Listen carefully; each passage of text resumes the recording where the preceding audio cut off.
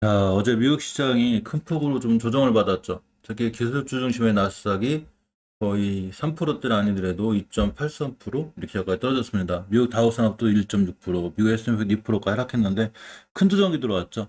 우리나라 HLB나 뭐 여러 종목들도 사실은 각각 개별 이슈나 좋은 재료가 있다 하더라도 미국 시장이 흔들림에 따라서 약간 조정권이 들어올 수 있으니까 그렇다고 해서 뭐 종목들이나 회사 이상 있는 건 아니고 수급에 기인해서 약간 흔들릴 수 있으니까 이럴 때일수록 멘탈을 좀 크게 잡고 잘 튼튼하게 계좌를 운영하는 게 중요합니다. 어제 새벽에 올려드린 영상을 다시 재업해서 올려드리는데 보통 영상들이 빠르게 많이 올라가다 보니까 놓치시고 못 보시는 분들이 있어서 한 번 정도는 다 재업해드리고 오히려 또 이것 때문에 더 좋게 잘 보시는 분들이 계셔서 나름 좋은 점도 있습니다. 자, 작년 1월 달에 아시아의 최대 콤부차 회사를 넥스사이언스에서 자회사로 편입시켰죠. 자, 세계 3위 규모의 콤부차 생산 능력을 보유한 바로 프레시코를 자회사로 편입하게 됩니다. 작년 1월 달에 20일 공시를 통해서 아시아 최대의 콤부차 생산 설비를 갖춘 프레시코를 대여금 출자 전환 및 구주 매입 방식으로다가 총 220억을 투자해서 55.7%의 지분을 갖게 됩니다. 이 회사를 인수하는 가장 큰 이유가 바로 급증하는 수요감 때문에 그렇죠.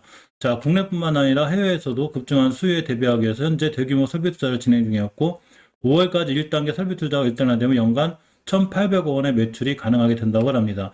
연말까지, 그러니까 20년도 연말이죠. 연말까지 추가 설비 투자를 통해서 일일 150만 병을 생산하기 때문에 글로벌 탑3, 그러니까 글로벌 탑3에 들을 정도로 강력한 생산 능력을 갖게 된다고 넥스사이언스에서 얘기했죠.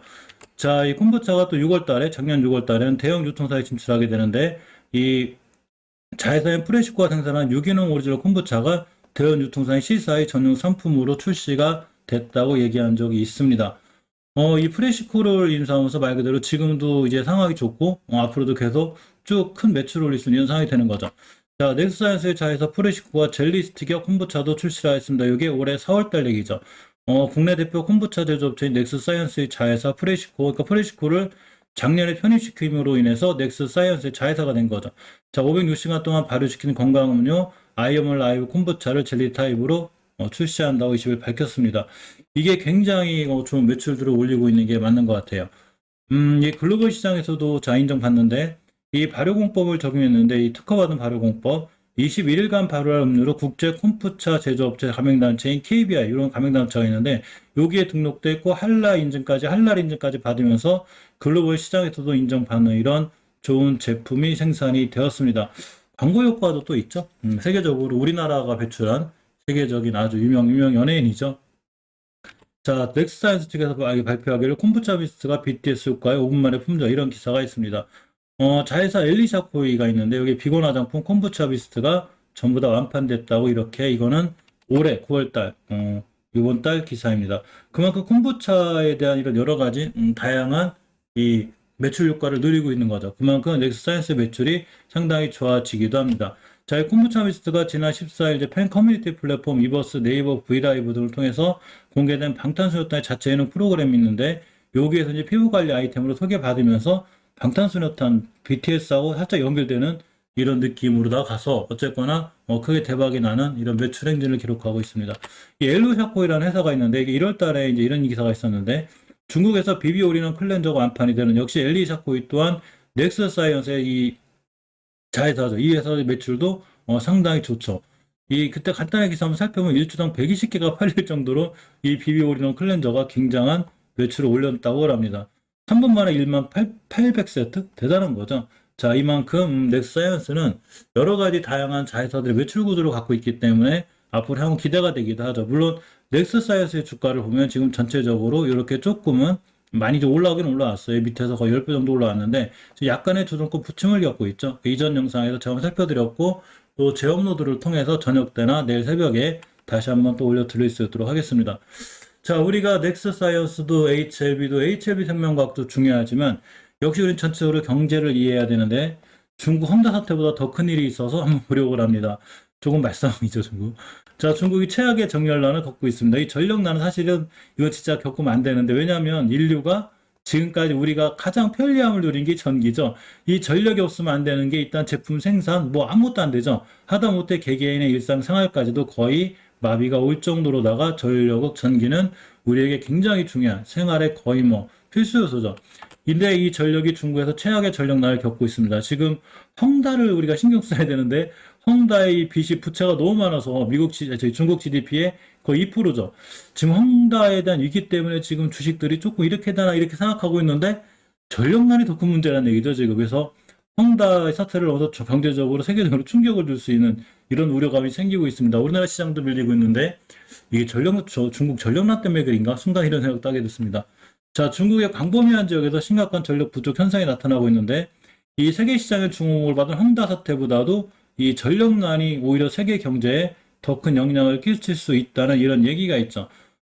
중국의 전력난 사태는 사실은 약간 예고가 된 편이에요. 자, 27일 경제관찰부, 신경보 등 중국 매체들에 따르면 최근 관둥성, 저장성, 장수성, 랴오닝성, 지린성, 헤이농장 등 중국 10여 개 성에서 산업용 전기 제한 공급이 이뤄졌더랍니다. 아까 잠깐 기사 보니까 애플의 뭐 납품하는 공장도 잠깐 중단했다는 기사를 봤습니다. 이 많은 공장에서 지금 중지가 되고 있는데 사실은 조금 심각한 거죠.